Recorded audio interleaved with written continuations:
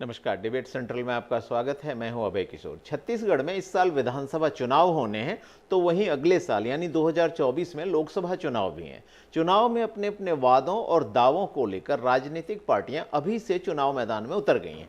विधानसभा चुनाव को लेकर बीजेपी और कांग्रेस की तैयारियां बहुत पहले से शुरू हो गई हैं, लेकिन अब छत्तीसगढ़ में लोकसभा सीट के लिए भी बीजेपी कांग्रेस ने कमर कस ली है। और शायद इसी कड़ी में केंद्रीय गृह मंत्री अमित शाह छत्तीसगढ़ में बीजेपी कार्यकर्ताओं की जीत का बूस्टर डोज देने पहुंच रहे हैं।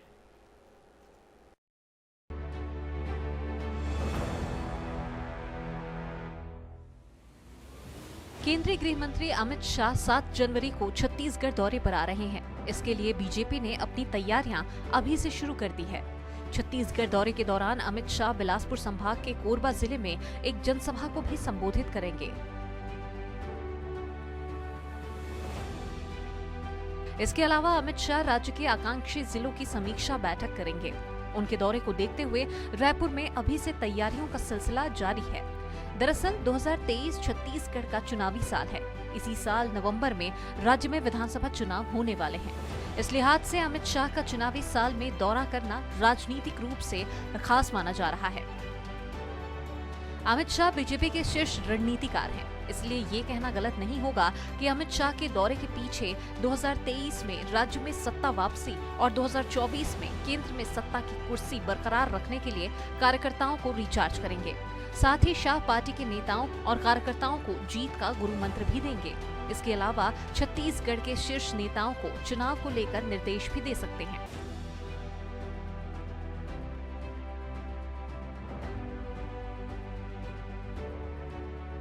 केंद्रीय गृह मंत्री अमित शाह का दौरा चुनावी बिगुल के रूप में देखा जा रहा है। पार्टी नेताओं ने भी गृह मंत्री के दौरे को लेकर तैयारियां शुरू कर दी है।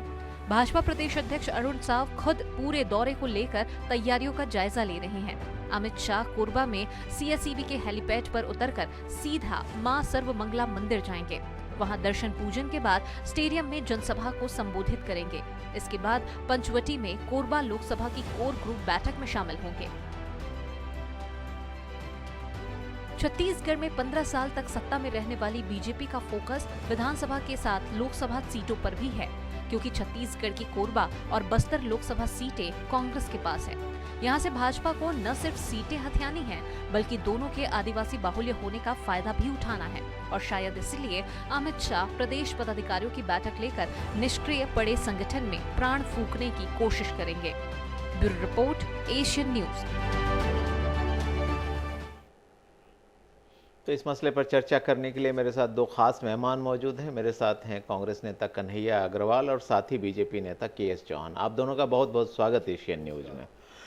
अग्रवाल जी, सबसे पहले आपसे ही पहला सवाल। जिस तरह से अमित शाह के दौरे के पहले ही राम मंदिर की तारीखों की घोषणा की गई है कि किस तरह से राम मंदिर 1 जनवरी 2024 को दर्शनार्थ खोल दिया जाएगा लोगों के लिए, उद्घाटन की तारीख तय हो गई और इस पर मुख्यमंत्री की प्रतिक्रिया भी आई है। क्या आपको लगता है कि ये कोई सामान्य दौरा नहीं है, एजेंडा सेट किया जा रहा है 2024 का? देखिए, एजेंडा सेट करने का तो प्रयास ये लगातार करते आ रहे हैं। लोकसभा चुनाव ध्रुवीकरण करके लड़ने का जो काम हुआ, उसके बाद जो है लगातार जिस तरह से छत्तीसगढ़ में वातावरण को दूषित करने का काम हुआ, ये भी आपने देखा है। अलग अलग स्थानों पर लोगों को भड़काने का काम किस तरह से हुआ और किस तरह से पूरी तरह से छत्तीसगढ़ के शांत वातावरण को अशांत करने का प्रयास किया गया है, उसको सबने देखा है। अभी हाल की घटना हम लोगों ने नारायणपुर की देखी है, जहां नारायणपुर में वहां के आदिवासियों के बीच जिस तरह का बगावत करवाई गई, जिस तरह का वहां पर वातावरण बना, अशांति पैदा हुई, उपद्रव हुआ और तमाम भाजपा के लोगों की उसमें जो है संलिप्तता नजर आई, उनकी गिरफ्तारी भी हुई है। जहां तक आदरणीय अमित शाह जी के द्वारा राम मंदिर की निर्माण की तारीख घोषित करने का मामला है, तो राम मंदिर का निर्माण करने की प्रक्रिया, जैसा माननीय मुख्यमंत्री जी ने कहा, कोर्ट के आदेश पर तय हुई है। राम मंदिर का निर्माण राम जन्मभूमि न्यास के लोग कर रहे हैं और राम जन्मभूमि के निर्माण के साथ वो तो भगवान राम की रामलला का वहाँ जो है इस मंदिर का जो स्थापना होगी और उसके साथ में जो है उसका भव्य लोकार्पण होगा, प्राण प्रतिष्ठा समारोह होगा। उसकी तारीख तय करने वाले आदरणीय गृह मंत्री जी नहीं है, उसकी तारीख राम जन्मभूमि न्यास तय करेगी। जी बिल्कुल। लेकिन बहुत स्पष्ट है कि इन सब के दम पर ही ये चुनाव की रणनीति तैयार करने का प्रयास करते हैं। जो आपने कहा कि क्या ये एजेंडा सेट करने का मामला है, निश्चित रूप से ये अपना एजेंडा सेट चलिए, करना चौहान, चाहते हैं। KS चौहान बीजेपी नेता भी मेरे साथ जुड़े हुए हैं। चौहान साहब, आपने अभी कन्हैया अग्रवाल जी की बात सुनी, जो मूल मुद्दा था। हम देख रहे हैं कि अमित शाह जी आ रहे हैं कोरबा, और कोरबा में सबसे पहले वो मां सर्वमंगला के दर्शन करने जा रहे हैं। लोगों को भी इस खबर ने थोड़ा चौंकाया है, क्योंकि आम तौर पर छत्तीसगढ़ में जब कोई आता है तो और किसी मंदिर के दर्शन करने जाता है तो माँ बमलेश्वरी, माँ दंतेश्वरी, इनकी चर्चा होती है, या माँ महामाया की। सर्वमंगला मंदिर बहुत पुराना मंदिर भी नहीं है और बहुत ज़्यादा चर्चा भी नहीं होती। कोरबा में चर्चा होती तो चैतुरगढ़ की होती।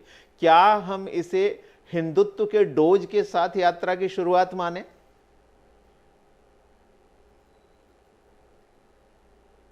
चौहान साहब,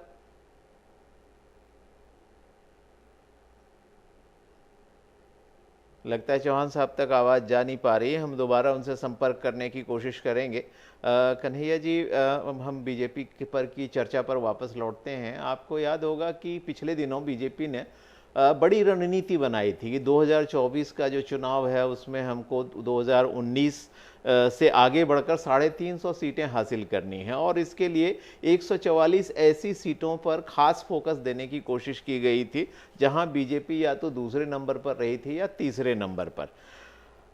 छत्तीसगढ़ में 2 ही सीटें ऐसी हैं जो कि बीजेपी नहीं जीती थी, कोरबा और बस्तर, और निश्चित तौर पर इस पर बीजेपी का फोकस है कि हम उन दोनों सीटों पर खास ध्यान दें। तो क्या अमित शाह का जो दौरा है, कोरबा को जिस तरह से उन्होंने टारगेट किया है, एक तरफ धर्मांतरण का मुद्दा उठ रहा है, दूसरी तरफ आरक्षण के मुद्दे में विवाद चल ही रहा है, और अमित शाह का अब दौरा होता है, कार्यकर्ताओं के साथ बातचीत कर रहे हैं, एक स्ट्रेटेजी के तहत जो है कोरबा में एक मंदिर के दर्शन करने जाते हैं, तो क्या आपके लिए तकलीफ जाएगी? देखिए अभय जी, आप बहुत वरिष्ठ हैं, आपको जो है, आप समझिए कि ये लोग चुनाव की तैयारी चुनावी वर्ष में कर रहे हैं। कांग्रेस चुनाव की तैयारी चुनाव जीतने के बाद से, जिस दिन से सरकार में है उस दिन से कर रही है। हमारे यहाँ बूथ गठन की प्रक्रिया जो है 1 साल पहले कंप्लीट हो चुकी है। तो इस प्रक्रियाओं में इनका आना स्पष्ट रूप से ये दर्शाता है कि ये केवल चुनाव के लिए आते हैं। ये जो है जन सेवा के दृष्टिकोण से या क्षेत्र की सेवा के लिए या प्रदेश की खुशहाली के लिए इनका उद्देश्य नहीं, ये केवल चुनावी उद्देश्य से सामने आ रहे हैं।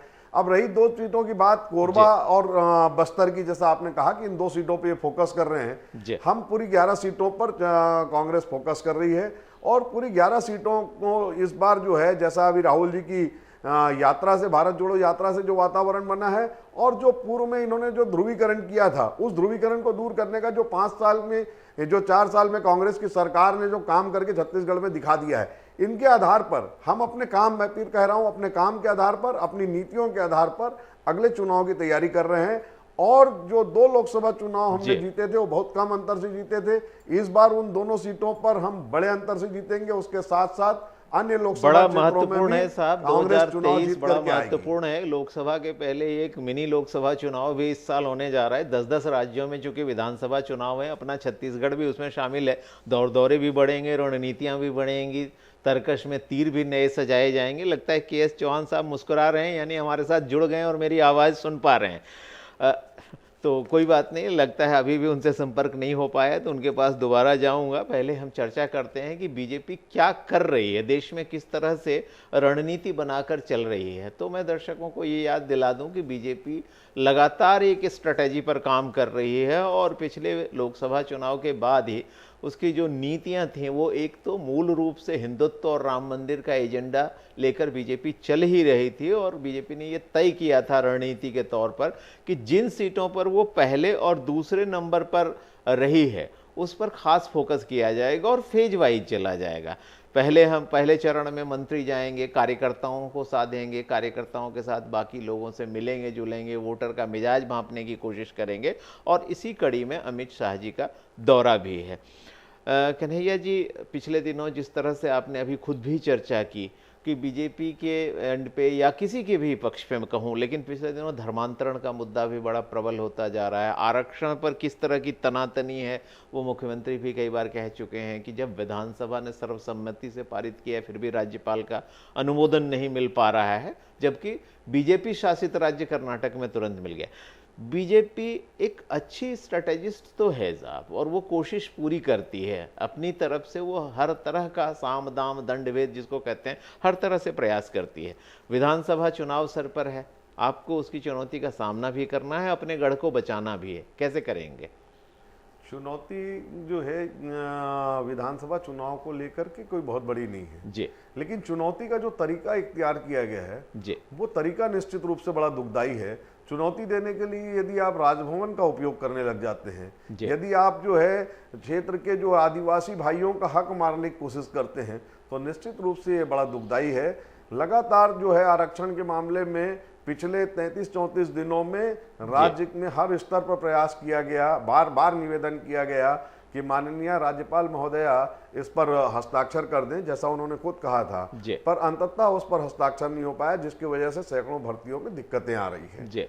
और जो है इस तरह की वातावरण बना करके अब इसके साथ साथ मतांतरण की जो बात हो रही है, धर्मांतरण की जो बात हो रही है, वहां पर स्पष्ट रूप से सामने आया कि किस तरह से जो है लोगों को धर्मांतरित करने के मामले को लेकर के जो उपद्रव मचा, उस उपद्रव को करने वाले कौन लोग थे। जी बिल्कुल बिल्कुल पैदा करने का प्रयास किया गया है। जी जी, आपका आरोप है कि ये जो है बीजेपी की तरफ से जानबूझकर इस तरह की हवा दी जा रही है ताकि ये चुनावी माहौल बन सके और ध्रुवीकरण हो सके। इस बीच के.एस. चौहान साहब हमारे साथ जुड़ गए हैं। के.एस. चौहान जी, जो चर्चा में कर रहा था वो सवाल आपसे फिर दोहराता हूँ।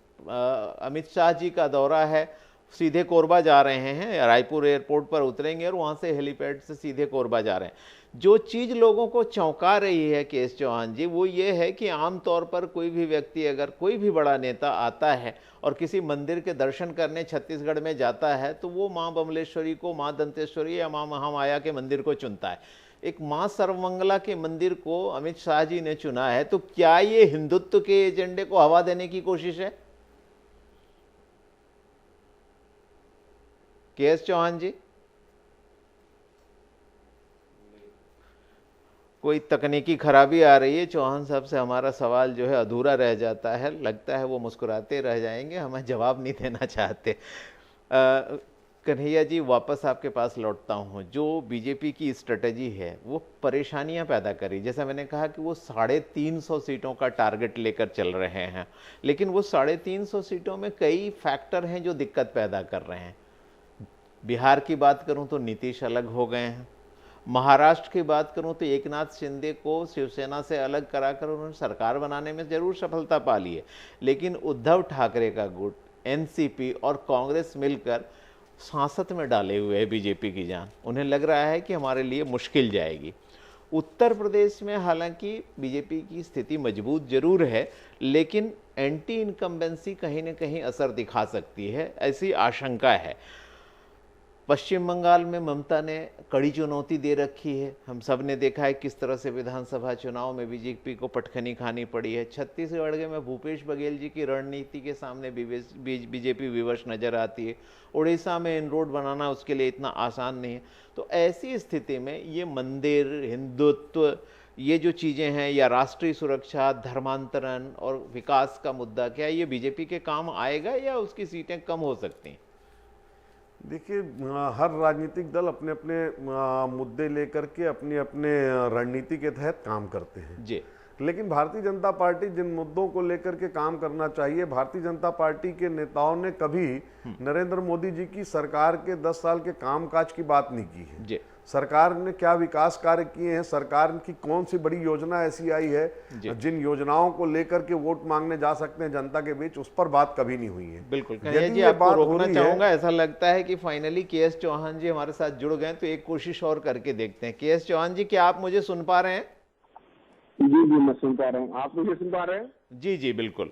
चौहान साहब, जो मैं चर्चा कर रहा था आपके आने के पहले, वो ये मुद्दा अमित शाह जी के दौरे का था, कोरबा के दौरे का, और मेरा जो विनम्र निवेदन था, जो सवाल था मेरा, वो ये था कि कोई भी बड़ा नेता या कोई भी व्यक्ति जब किसी तरह की छत्तीसगढ़ में दौरे की शुरुआत करता है तो आमतौर पर माँ बमलेश्वरी, माँ दंतेश्वरी या माँ महामाया के मंदिर में मत्था टेकने जाता है। एक कंपैरेटिवली कम जाने वाले मां सर्वमंगला मंदिर से अमित शाह जी अपने दौरे की शुरुआत कर रहे हैं, तो क्या हम इसे हिंदुत्व का एजेंडा सेट करने की कोशिश माने? ये एजेंडा सेट करेंगे कांग्रेस पार्टी, क्योंकि कांग्रेस पार्टी हर चीज को राजनीतिक चश्मे से देखती है। भले वो खाना खाना हो, भले वो पानी पीना हो, भले वो किसी मंदिर में जाना हो। अब ये हमारी आस्था है, ये फर्क है कि कांग्रेस पार्टी कैसे करती है, और वो हर उस जगह जाना चाहती है जहां से प्रेरणा मिल सके जनता के लिए, जहां से कर्म हो। चौहान साहब, आप कह रहे हैं कांग्रेस जो है सियासी नजरिए से देखती है। राहुल गांधी गुजरात में मंदिर गए तो आपको भी आपत्ति थी, चर्च गए तो आपत्ति थी, टी शर्ट पहनते हैं तो आपत्ति है, तो आप किस चश्मे से देखते हैं? नहीं, हमारे को एक बात बताइए, हमारे को किस चीज में आपत्ति थी बताइए आप मेरे को। अगर अगर कोई भी चर्च गया है, अगर कोई भी मंदिर गया है, तो हमारे को एक ये बता दीजिए कि कौन सी ऐसा स्टेटमेंट आया या हमारे बड़े पदाधिकारियों ने ऐसा कौन सा मंच पे बोला है या स्टेटमेंट दिया है या प्रेस में दिया है कि हमारे को आपत्ति है। ऐसा कभी नहीं आया। ये प्रोपेगेंडा कौन फैलाया? ये प्रोपेगेंडा कांग्रेस की तरफ से ही आता है। आप एक भी स्टेटमेंट भी दिखा दीजिए मेरे को, एक भी वीडियो, एक भी कुछ भी, तो मैं मतलब मान जाऊं कि हमारे को इसमें, हम तो चाहते हैं कि हर इंसान धार्मिक बने, लेकिन धर्म की परिभाषा इन लोग को नहीं मालूम है। धर्म क्या होता है? धर्म ये होता है कि देश काल और परिस्थिति के हिसाब से जो उचित हो, जिसके आधार पे हमारा संविधान बना हुआ है, वो संविधान की रक्षा, संविधान का अनुसरण भारतीय आदमी का धर्म है, मानवता है। और दूसरी बात, अभी माननीय प्रवक्ता को सुन रहा था मैं, तो ये बहुत सारे आरोप लगा रहे थे, तो मैं एक और लाइन, मैं समझा कि ये एक और लाइन ऐड करेंगे कि जो हाथी जान माल के नुकसान में पहुंचा देते हैं रिहायशी इलाकों में आके, जो भालू आ जाते हैं, जो कुत्ता किसी को काट देता है राहगीर को, उसमें भी ये बोल दे कि बीजेपी का इसमें हाथ है, बीजेपी वाले ये कर रहे हैं। बीजेपी वाले सिर्फ एक काम करते हैं। हाथी भी बीजेपी का है तो बसपा क्लेम कर देगी चौहान साहब? क्या बोले? बहुजन समाज पार्टी क्लेम कर देगी अगर आप इसको कांग्रेस के हवाले कर देंगे हाथी को तो? नहीं, ये लड़ाने की बात बोल रहे हैं, कारण की बात बोल रहे हैं। अगर बकरी ने दूध नहीं दिया है ना, तो ये भी बोल रहे कि भारतीय जनता पार्टी के कारण नहीं दिया हुआ है। चलिए, तो हल्की फुल्की बातें हुई। चौहान साहब, एक गंभीर सवाल आपसे, क्योंकि ये जो दौरा है अमित शाह जी का, ये बीजेपी के आला कमान की उसी रणनीति का हिस्सा है जिसमें आपने पहले 144 सीटों पर फोकस करने की सोची थी। मैं लोकसभा की बात कर रहा हूं। वो उन 144 सीटों पर आपका फोकस था जिस पर आप या तो दूसरे या तीसरे नंबर पर रहे थे, और बीजेपी का जो अब इंटरनल असेसमेंट है वो इन सीटों की संख्या बढ़ाकर 160 कर चुका है। मीडिया की बात करें तो मीडिया का मानना है कि 204 सीटें वल्नरेबल हैं बीजेपी के लिए। तो ऐसे में बीजेपी जो 350 का टारगेट लेके चल रही है, उसमें कई मुश्किलें दिखाई देती हैं। बिहार में नीतीश रूठ गए हैं, महाराष्ट्र में शिवसेना के दो फाड़ करने के बावजूद कांग्रेस, एनसीपी और शिवसेना का उद्धव ठाकरे गुट एकजुट हो सकता है। पश्चिम बंगाल में ममता दीदी झालमुड़ी खाकर बड़ी कड़ी चुनौती दे रही हैं, काफी तीखी होती है झालमुड़ी। छत्तीसगढ़ में भूपेश बघेल की रणनीति के सामने आप विवश नजर आते हैं। तो ये 350 का टारगेट पूरा कैसे करेंगे? अभय जी, ये जनता की मानसिकता के ऊपर होता है। जब से आप ये देखिए कि हमारे भारत की जनता 50% से ज्यादा साक्षर हो गई है ना, तब से भारतीय जनता पार्टी का वोट ऑफ परसेंटेज बढ़ा है और कांग्रेस का निरंतर गिरा है और भारतीय जनता पार्टी का निरंतर बढ़ा है। आप पिछले 2014 के चुनाव को देख लीजिए और 2018 के चुनाव को देख लीजिए। मैं सीटों की सिर्फ बात नहीं कर रहा हूं, मैं वोट ऑफ परसेंटेज की भी बात कर रहा हूं। आप किसी भी विधानसभा का चुनाव देख लीजिए, उसमें भी वोट ऑफ परसेंटेज देख लीजिए, भले ही हमारी सरकार बनी हो या ना बनी हो, निरंतर बढ़ रहा है। और दूसरी बात यह है, और मैं ये बोलना चाहता हूं कि आज भारतीय जनता पार्टी के अलावा क्या विकल्प है? भारतीय जनता पार्टी के अलावा कोई विकल्प नहीं। कांग्रेस से जवाब लेते हैं अग्रवाल जी। देखिए, ऐसा है कि हर व्यक्ति को ये लगता है कि मेरा कोई विकल्प नहीं है। ये छत्तीसगढ़ में भी लगता था डॉक्टर रमन सिंह को कि मेरा कोई विकल्प नहीं है, 15 साल तक हमने सरकार चलाई है और आगे 15 साल तक और चलाएंगे। लेकिन चुनाव आए और जनता ने ये बता दिया कि 15 साल की सरकार 15 सीट पर सिमट गई है। तो विकल्प बदलते देर नहीं लगती है। आज जिस तरह से वातावरण देश के अंदर बना हुआ है, हम लोग एकजुट हो रहे हैं। जैसा अभी आपने कहा कि अलग अलग प्रदेशों की तस्वीर आपने खुद बताई है कि किस तरह से उड़ीसा में वातावरण है, किस तरह का पश्चिम बंगाल, बिहार, महाराष्ट्र, मध्य प्रदेश, छत्तीसगढ़, सब तरह का जो वातावरण है। और उसके साथ साथ जो सबसे ज़्यादा सीट ये उत्तर प्रदेश से लेकर के आते हैं, तो वहाँ जिस हाईएस्ट ऊंचाई तक जा सकते थे ये उस ऊंचाई तक जा चुके हैं। अब वो ऊंचाई से नीचे ही आना है और अन्य राज्यों में भी ये सबसे अच्छा प्रदर्शन कर चुके हैं। उस प्रदर्शन से भारतीय जनता पार्टी को नीचे ही आना है। और कांग्रेस का जो प्रदर्शन जितना लगातार जो खराब हो सकता था, वो प्रदर्शन पिछला चुनाव हमारा जो है निश्चित रूप से हम स्वीकारते हैं कि सबसे खराब प्रदर्शन हमारा पिछले चुनाव में रहा है।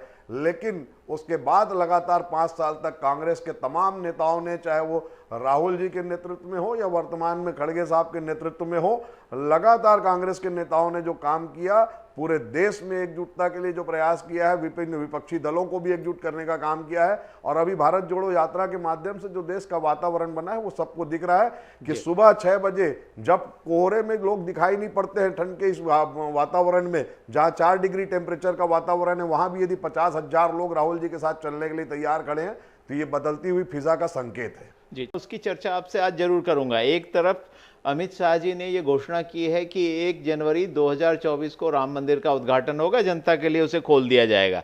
तो उसका विरोध भी हुआ है कि भूपेश बघेल जी ने कहा भी है कि कोर्ट के निर्देश पर बन रहा है। लेकिन मैं आपसे एक दूसरी बात कर रहा हूं। आपके बड़े पुराने साथी रहे हैं नीतीश जी, शत्रु मित्र का भाव लगातार चलता रहा है आपके साथ, सरकार में भी आप शामिल रहे हैं, अभी अभी अलग हुए हैं।